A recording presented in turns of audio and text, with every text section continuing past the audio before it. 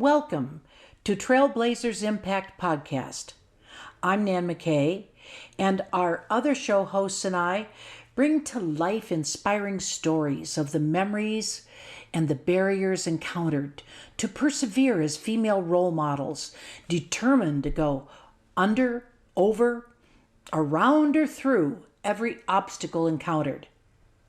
Listen to our trailblazers who actively created new paths for other women to follow, providing innovations in products, services, and ways of thinking, and who continue to empower other women through the sharing of their time, talent, and treasure to encourage them to pursue their passion. Our website is trailblazersimpact.com, and you can contact us at hello@trailblazersimpact.com. Hear our voices as we provide podcasts, read our blogs, attend our live events, and write your own testimonial on our website, spotlighting a woman who inspired you to create your own path. I would like to introduce you today to Monica Hilton Sussman. She's a partner specializing in affordable housing with Nixon Peabody, who is a Washington, D.C. based firm, and they have about 600 lawyers in 17 offices in 4 countries. She was recognized in Best Lawyers in America for her work in real estate law. Prior to joining Nixon Peabody, Monica was Deputy General Counsel for HUD, the Department of Housing and Urban Development. She brings nearly 40 years experience in affordable housing. In the HUD multifamily world, you could be described, Monica, as the guru and the go-to person. So you've got 2 children, but 3 grandchildren, 1 more on the way. One on the way. So almost 4. Almost 4, in less than 5 years. You like to travel, you like to golf, and you like spending time with friends and family. But I want to take you back on a journey. I want to take you back to how you got started in this area. And where were you in the 50s and the 60s? What was happening? Well, so in the 50s and 60s, we're growing up, going to school, and then you went to college, and people said, oh, you should become, a major in teaching because then you would have the summers off and you could spend your time with your kids and whatever. So I took a couple of those teaching classes, and I go, this is not for me. I mean, not teaching, because I do that through conferences and lecturing all the time, but it's like, I don't want to be doing this. This is not for me. So I ended up, graduated from college with a degree in political science, and then applied to law school and got into law school. In part, not medical school, because it's like other people's body parts. No, thank you. I figured, well, I'd maybe work in a small firm, and I would be, doing some stuff maybe in real estate. I really did not know what I was going to do. So my husband got a job in D.C. It was my right at the end of first semester, 3rd year of law school, and I was going to commute, move in with my in-laws and commute, and dating myself, I ran into the dean of the law school at one point.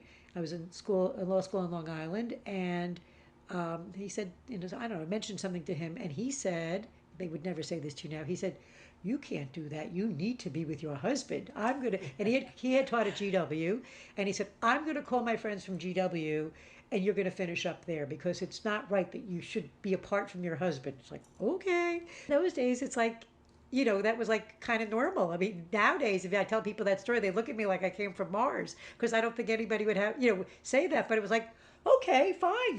That's what he wants to help me get to GW and go to DC and finish up down there. Fine with me, So I ended up doing that. I had been, sort of looking for jobs, planning on taking the New York bar, looking for jobs in New York. And all of a sudden I found myself in DC. Remember, we moved to DC, and we found an apartment in the Virginia suburbs. It was a brand new building that had been built as a condo, and the condo market crashed. and they were renting it out. So coming from my little apartment in New York, which I think was $300 a month, this was $315, but it wasn't a one bedroom, which was what we had. It was like a one bedroom in Dead, which was really a two-bedroom apartment, two-bedroom. It was all carpeted. You had to pay for carpeting in New York. It had a pool, a health club. It had washer and dryer in the unit, and electricity was included in the rent. And there was concierge service where they would serve breakfast on the weekends in the lobby. You And must I'm have thinking like, thought. and I thought I died and I went to heaven. right. 350, and that was a squeeze to go from 3 to 315. But it's like, oh my God, I died and I went to heaven. And I really thought we would be in DC for 2 or 3 years and we'd come back to New York. So in many, many, many years later, I'm still in DC. And is really affordable housing what kept you in? Oh, the career DC? did, yeah. Well, what you mean affordable housing career Yeah, was? right. Yeah, well, so I got this job with the New York governor's office, and then I started working with people at HUD, and I then moved to HUD. I was on loan actually from the New York governor's office at first, and then the man who had been the commissioner of housing in New York got the job as deputy secretary, and he contacted me and he said, I know you, I don't know other people, I want you to be my right hand person, my assistant. Moonlander was secretary at the time, so I had an interview with him, and I never thought I would like walk into the secretary's office. I mean, I was this little 20-something-year-old kid, right out of law school, and next thing I know, like the secretary from HUD is like calling me in to talk to me about a job, and it was like, ugh.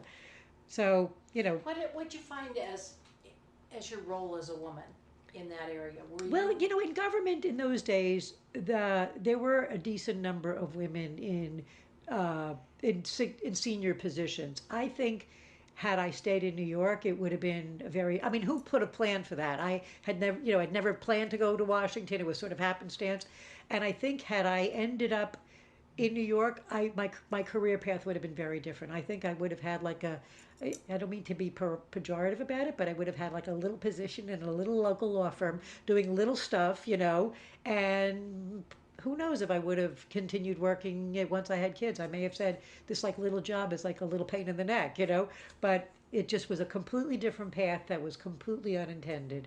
So, the government part was okay. Government was pretty good about having women in some pretty senior positions. Before Moonlander, Pat Harris, a female, had been secretary. So, women could do pretty well in government. So how did you become general counsel? Deputy general counsel. Deputy So, general counsel. so the man who was deputy secretary, brought me in. He had been commissioner of housing, and then the administration. There was an election. The administration changed, and I was. So I came into HUD on this, this contract where I was technically an employee of New York, and then they put me on the position I was in was supposed to be a political position, but it had taken me so long to get there. I said, it's too close to an election. I'm not doing this as a political slot. If you want to put me in as a lawyer slot, fine, but I'm not doing this as a political slot. So they put me in as a lawyer, and what is it, Schedule A, Schedule C? I don't remember all the schedules. I think it's Schedule A. And then the election took place, and they said, the guy who was in charge of administration at HUD said, if you think you're going to stay, you need to, leave the job you're in now is for the deputy secretary and go back to your old office at HUD, which is an office. It doesn't even exist anymore. It was a multifamily housing at HUD. And you decided then to go back to that job. Okay. And I went back to that job, and I did that for maybe a year or so, I don't remember, and then there was a position in general counsel's office as an attorney. So I moved into that. That's sort of easy once you're a career person to move around in different positions. So I moved to that career position in HUD, in counsel's office, in headquarters. Now, where was your family life in all this? Did you have children at this point? Not at that point. So that's, you see, you've opened up a very good question. So I then went off to a law firm, and not that long thereafter, I found myself with the belly. I was pregnant, and there was a big brouhaha in the firm because they had never had a female associate who was pregnant. They didn't have a maternity policy, you know. And apparently, in the partner meetings, which I was told later, it's like, do we keep her? Do we let her go? She was pregnant. She didn't tell us she was pregnant. They had to write a maternity policy around me. Now, right after me, three other female associates got pregnant, one after the other, okay? But they did not have a maternity policy. I mean, can you imagine a firm, any business now, that doesn't have a maternity policy? They have paternity policies now, not just maternity policy, but it's like, she's pregnant. Do we fire her? Well, you can't fire somebody because they're pregnant. Maybe then you could have. I don't know. Maybe then they could have, right? So so that was sort of a real eye opener. It's like, how could you not? I mean, I didn't do anything wrong. I'm going to take off some time with the baby and whatever and come back. And that was a very different era. Cell phones didn't exist. Computers, well, maybe computers existed for NASA, but I mean, computers didn't exist, not in the day-to-day workplace. So there was no such thing as like, well, I can work from home or I can be on a cell phone call and call in for the meeting. I mean, you had to be in the office. You couldn't do your work if you weren't in the office. There was no such thing. So, that was a very different kind of, era with that. I'll never forget, though, I was like, one of the first days I was going back to work, and I was leaving the house and I had a nanny for the baby and, said goodbye to the baby, put him on my shoulder and to kiss him goodbye. Next thing he throws up all over me. It's like, and you had to wear a suit to work in those days too. So you had to change your suit and put on a new suit. Very different era than it is today. Very different. Was it hard to find childcare back then? I sort of remember looking at some daycare things, and I really didn't like that. And we ended up having a nanny in the house, which to me was like, I didn't grow up with having a live-in, nanny. It was sort of weird at first, but it was just really tough at first. We had somebody. I was pregnant and had a baby around the same time as a very good friend and neighbor of mine. So we said, well, we'll share, this like person for the day. And then, this lady, wanted to go home to her own family. And, again, no cell phones. And so like if you were stuck in traffic and, she wanted to leave at a certain time and you're looking at the watch every 3 seconds because you're late, my stomach was constantly churning. And then it was right around that time that airplane crashed into the Memorial Bridge in D.C., the Air Florida flight, and you couldn't get through to anybody. Again, no phones, and where are you? And nobody knew where you were, if you were dead or alive.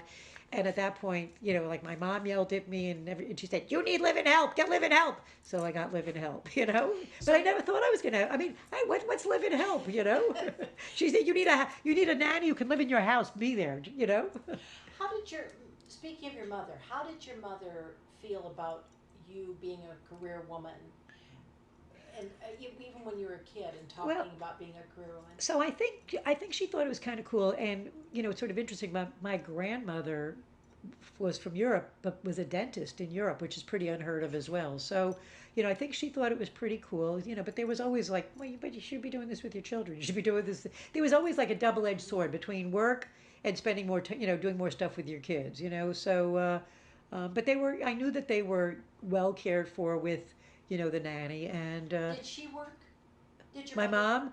Not until I graduated from high school, and she was a stay-at-home mom when I was, maybe she didn't like that her mom worked. I don't know, but she was a stay-at-home mom until I graduated from high school. And how did your dad feel about what you were doing? I think my dad was pretty proud of the accomplishments. He always used to say, "How much money are you making now?" And he would like every time it would increase, he'd go like, "Yeah." He was pretty proud of all that I was successful. So which was cool. So and then one thing job wise led to another. So I went to that firm, and then it was a big horror thing. It was a small firm, and it was just an ugly situation. I just assumed like not get into it because it just brings back too many bad memories. But ultimately, and then I went to another firm, a big firm that needed some housing experience, and so that was a pretty good. I was there for 7 years as a partner at the at a big firm, and then going back to the guy who was deputy secretary when the administration changed. A couple administrations changed, and I was chit-chatting with him one day, and he said a good friend of his was going to become general counsel at HUD, and he could use somebody, so he put me in touch, and that's how I went back as deputy general counsel. So you went back I went. after I you was so I had was a been repeat out. offender. I was there twice. Yeah, Repeat offender. I was there twice, and I went back as deputy general counsel, and I was there for about 3 years again, and it got to a point that like it was time for me to leave. I just How was do not. you know that you've reached that point? Well, you're not having fun anymore. Somebody's making your life miserable. So it's time to leave. When they start making your life miserable, it's time to get out. Do you feel you've always had choices all your life? I don't know if I had choices. It's always scary when you have to, like, think about making a move. And I was also, when I went back to HUD the second time, I was like, do I really want to do this? Is it going to set me back in my career? And, I had some people who good friends who I talked to, and they said, no, it'll probably do well. And, they had sort of encouraged me to get involved, go to HUD, but use that as a vehicle to maybe, get into the White House, or not as an elected official, but a career, OMB or something. And I did little bits and pieces of that, but it really just sort of, I think, helped further spring my HUD career more than anything else. I mean, it didn't really expand my horizons into sort of other agencies. So you kind of feel that there's a chasm or a real difference between government and private industry. Well, there So is, I think, it's hard to government. make a transition. Well, at times or it's hard to make a chance. transition, and it's if you're a lawyer in private practice, it's about sort of building a book of business, building client relations, building that up. And when you go government, you're not doing that anymore, so you sort of have to give all that up. And government, particularly the second time around, was clearly a political position, is not going to last forever.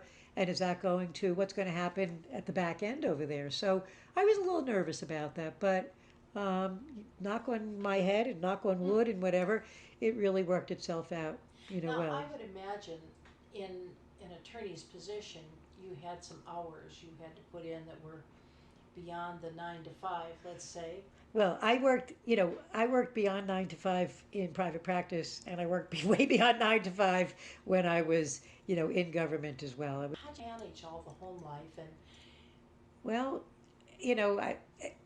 my husband had to pick up. I mean, by then the kids were not babies anymore. They were still young, but they weren't babies, and a lot fell on the nanny. And I said to my husband, you've got to do some of this stuff. I can't be, all things to everybody. so your husband was He picked up, so he would do like a lot of the sports things with the kids. He was, did their softball, but baseball, whatever, t-ball coaching and soccer, and so he was doing that kind of stuff. you have to learn to cook. The housekeeper, I think, was doing a lot of the cooking. Well, that was good. That you know, you had a I had housekeeper to. I who had did to. that, I said, yeah. you need to, you need to like watch the kids, and you need to do some of this other stuff, and they became more housekeepers than childcare as the kids got older. I mean, I remember one, she was like supposed to do homework with them, but the kid was getting it right and she was getting it wrong, and it's like, they can't really do homework with them quite the same way. And I had, I have some like young teachers come in, my son, tutor my son, because you can't do it all. You really can't, and as much as you like to, there's 24 hours in a day, and you can't do it all. So looking back on just that period of your life, what would you say between your home life and work? What was the hardest thing for you?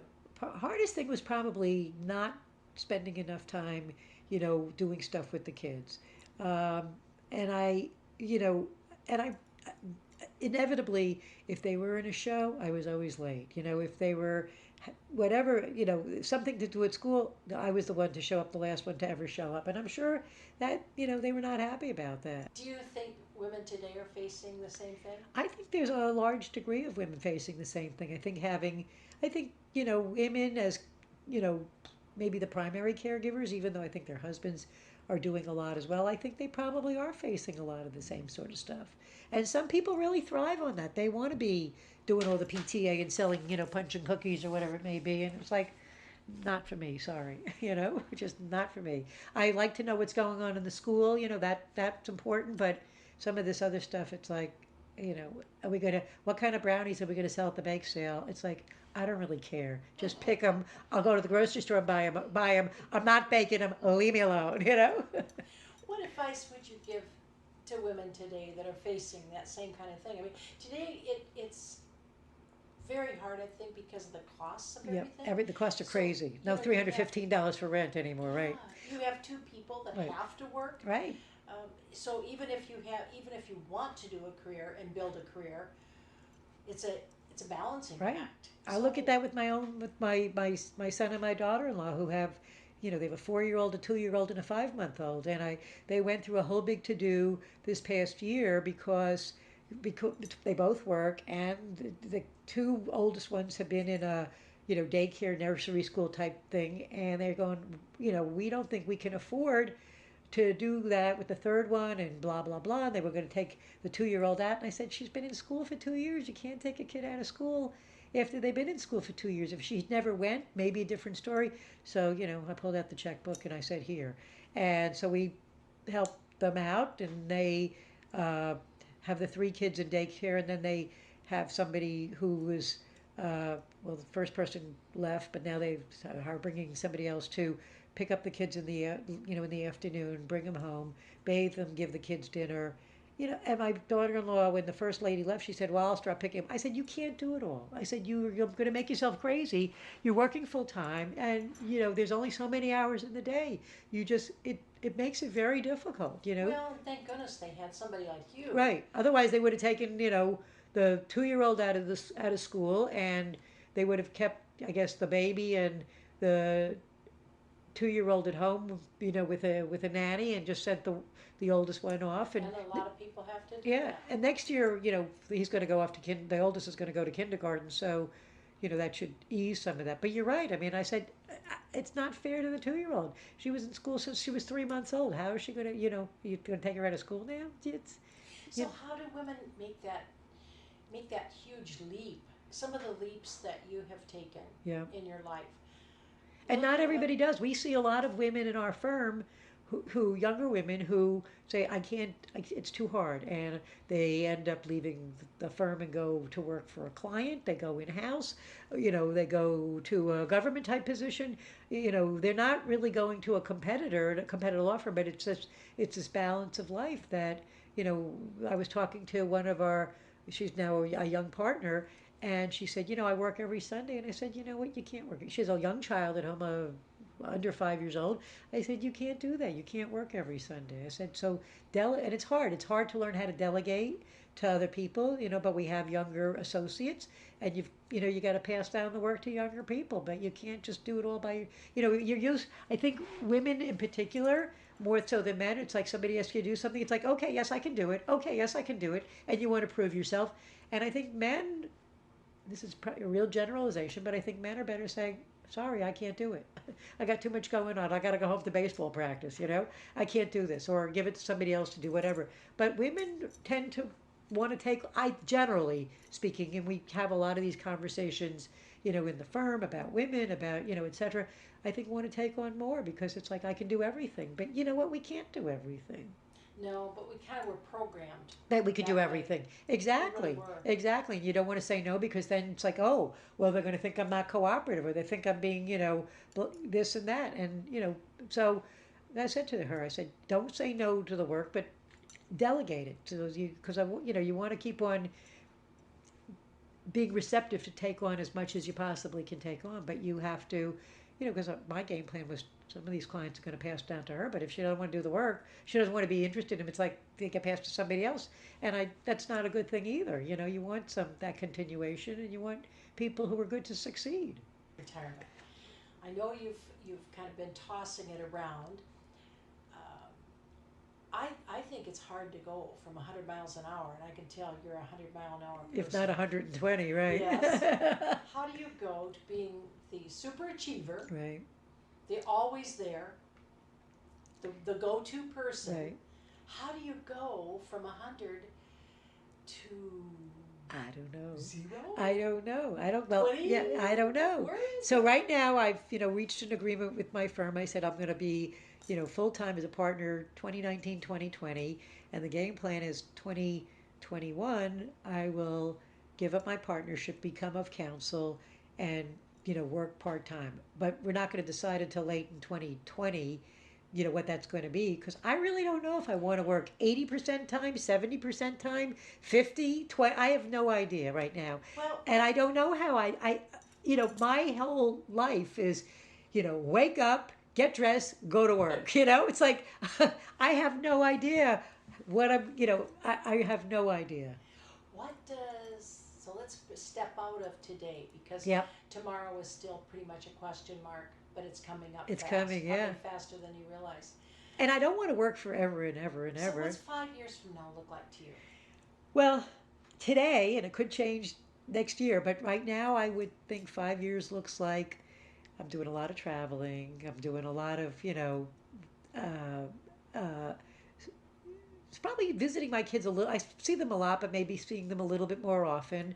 But, I don't want to be the babysitter for my grandkids either. I mean, I don't mind helping out some, but I don't want to be I don't want to be the hired nanny, but trust me, I didn't do with my own kids about that, Um, uh, I like to play golf. I don't know that I can see myself playing golf every single day of the week. I people I know are playing canasta and mahjong. I don't even know how. I don't even have the time to learn. But I figure like, okay, I can learn that. And keeping my finger in the industry somehow or another. What that means, I don't know. Whether it's coming to industry meetings and still speaking and keeping a finger on it. At the same time, the dilemma is if you don't stay current with stuff and you're not doing it, then you don't know what you're doing. And there was I think I mentioned to you once before, Nan, that there was when I first went to, shortly after I went to Nixon Peabody, I used to do a lot of representing of lenders, on FHA closings, and I went on a I went out on a closing, and there was a guy at the time who was had been pretty well known in the industry. He was a little older at that stage of the game, and he was representing the borrower. I was representing the lender. And he walks into this closing, and my closings were always, I mean, they were so organized, everybody knew, if a file stood up, everybody knew there was something wrong, there was something missing from that file. It was down, it was done, but if it was standing up, I needed to either add a signature, I needed to add something into it, and everybody sort of knew my system. Well, this guy walks in with boxes. It's almost like that Charlie Brown, with who's the one with lioness or something with the pig pen, whatever. There's papers flying all over the place. Nothing is organized. Where's this? I always burrowing through boxes. Where it was such a mess. It was an embarrassment to watch him. And so the question is, if you are not at it day to day, at what point do you sort of lose your sharpness and your skills? Because there's no, and I remember saying at the time, that will never be me. I'm not going to, show up at something when I am not capable of doing it anymore. Or stick around too long and embarrass myself. I mean, he had a good reputation. After that, it was like, oh my God.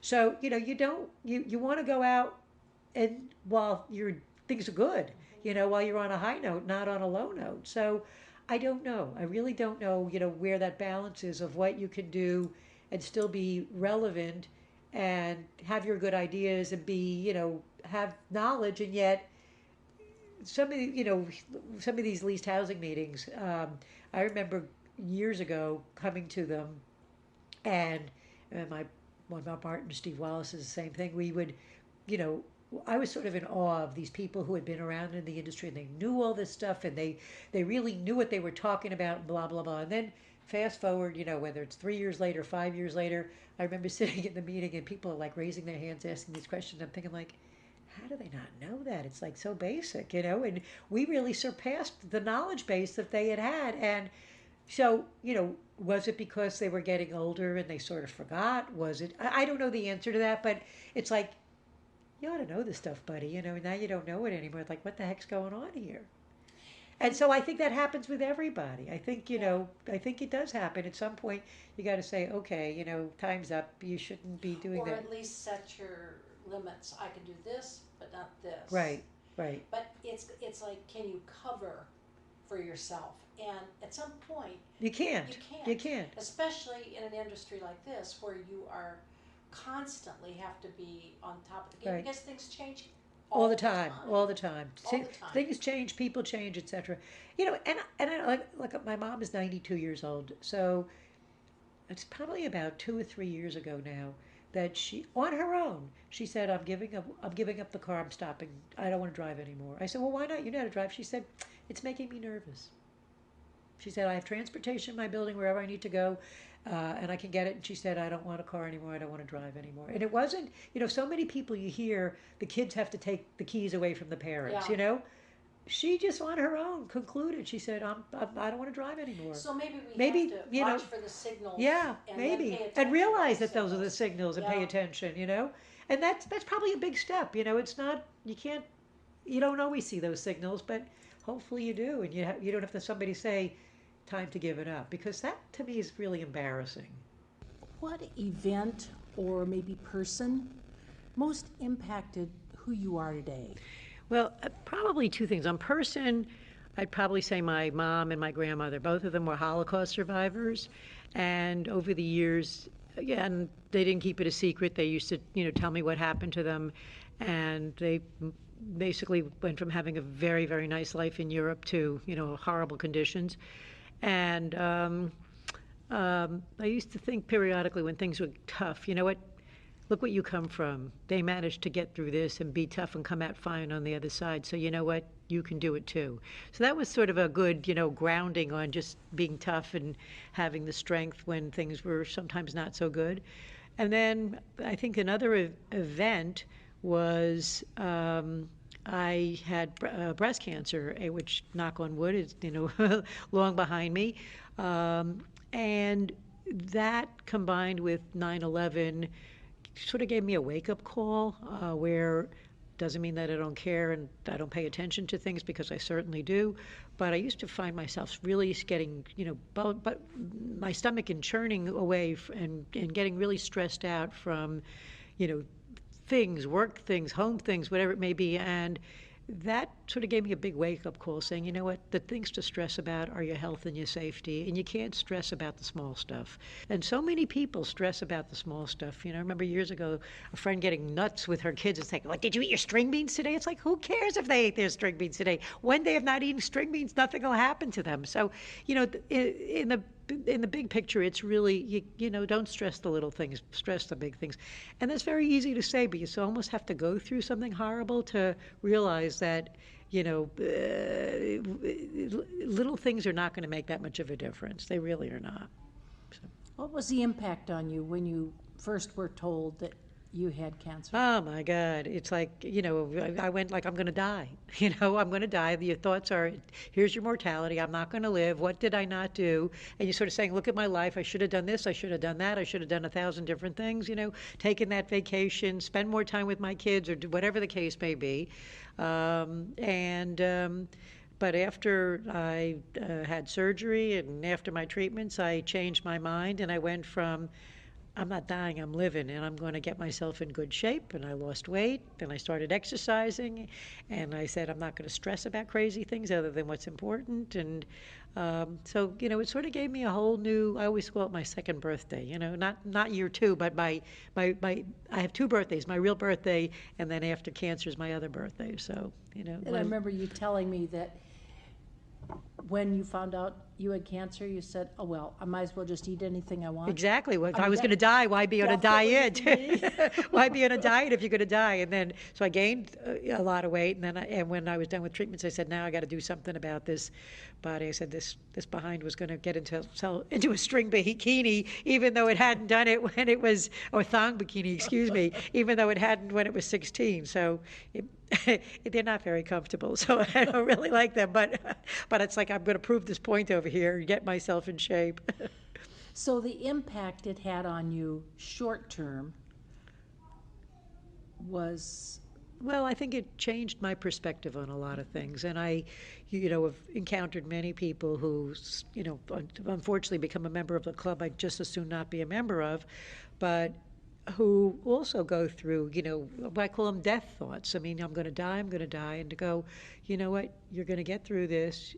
You will do your best to get through this. And not everybody does, sadly, but you have to I think having a positive outlook really helps a lot. And you really have to start thinking positively, not negatively. And I may be wrong on this, but I was convinced, that stress is not good for you. It doesn't make anything better. So that's one of the reasons why I said I got to stop stressing about everything. And the long-term impact, has it made you look at life differently?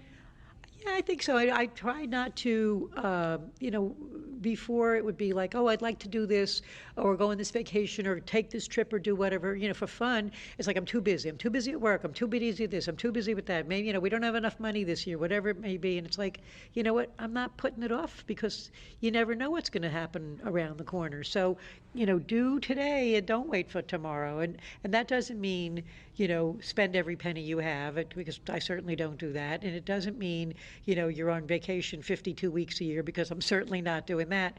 But if something's important to you, then do it. Don't keep on saying, well, I can't. And it's also, what I found is that there would be times beforehand where, somebody say, oh, we need to get together with so and so, and I'm thinking, like, I don't really like that person, and it's like, but all right, and then after that, it's kind of like, if I don't like somebody, I don't want to spend time with them. Life's too short to, like, I'm not going to say you never have to do that, but and obviously business and social, personal social things are very different. But if it's something you really don't want to do, I'm not doing it. Why should I do something I don't want to do? So time started having an impact on you, in a sense that the lack of time. Right. That the maybe mortality hits we you in the have, face, right?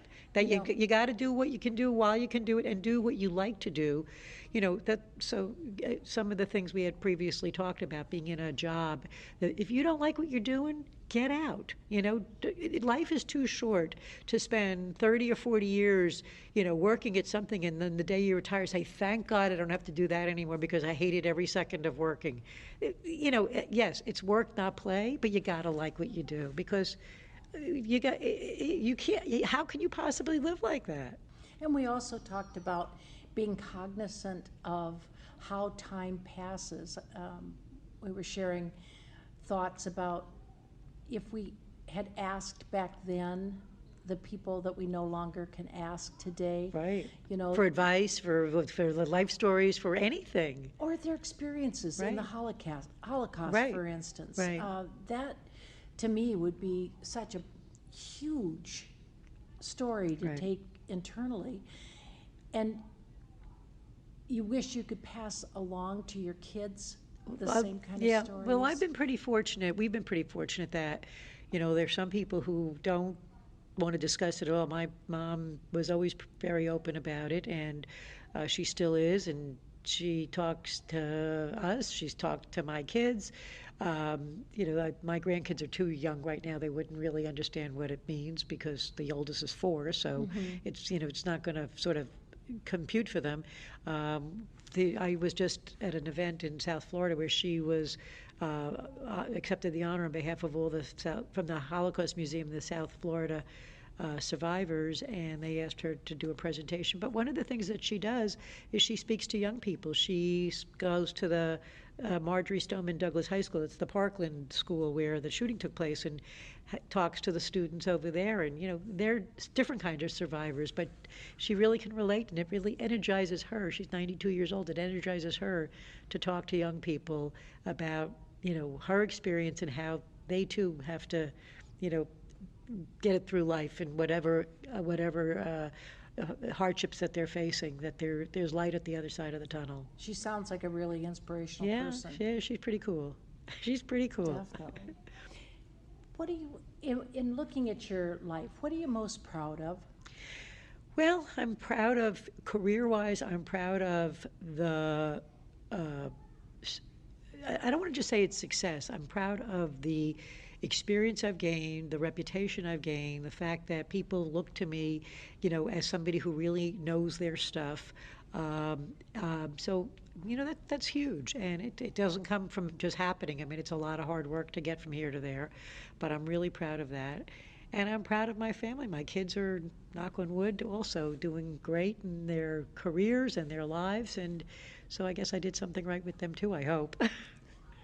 You've probably had to pay some dues in your life. I had to pay plenty of dues. I worked really hard, and I missed a lot of things when the kids were growing up. And, there's an element of regret, but I don't know if I would do things any differently. I probably was, not probably, I was rarely home for dinner. I missed a lot of school things with them. I was always the last one to show up, if I even showed up at all, and to performances and parent-teacher meetings, whatever the case may be. And so there's an element of my kids when they were younger. My daughter used to say, "I'm going to be a stay-at-home mommy." Of course, she's a professional and she works full-time, and she's not going to be a stay-at-home mommy. But that was a little bit hurtful, because that's what your kids wanted then, and yet that wasn't what I was doing, and I didn't feel that I could do that. So when your kids talk about it today, I haven't asked them recently. Maybe I should. I don't know. Maybe they'll give me a hard time. I don't know. yeah, sometimes if you ask, they tell you things that you think, I don't remember that. I know, that's exactly. You did that? Yeah, right, exactly. But my daughter is, a scientist, and she's working full time, and she plans to work after the baby's born. And my son and my daughter-in-law have 3 babies, and they're both working full time. So, So maybe what we passed along is a little bit of work ethic, maybe, I hope so. By modeling it, I by hope so. demonstrating it. I hope so. Because I don't think my kids are resentful Yeah. of those days, and yet, I had the same kind of thing. Yeah. Yeah, I don't think they're resentful either. I think when they were young, maybe, they weren't happy, but I don't think in retrospect they're resentful. I think it was like a role model thing for them, and, gave them a perspective on this is perfectly okay. So, what are you doing to pass along to other women the kinds of things? What are you doing to pay it back? To be able Well, to so in share. at work, in our practice group area, we have a lot of young women, and they've asked me on a number of occasions to be a mentor. So, mentor is like what is a mentor really? I mean, mentor does not mean you're spoon feeding somebody, and maybe different people have different ways of mentoring. To me, mentor is really set an example, talk to somebody if they have an issue on how to get from here to there. But, a lot of it is sort of leading by example, I think, more than a lot of other things. So,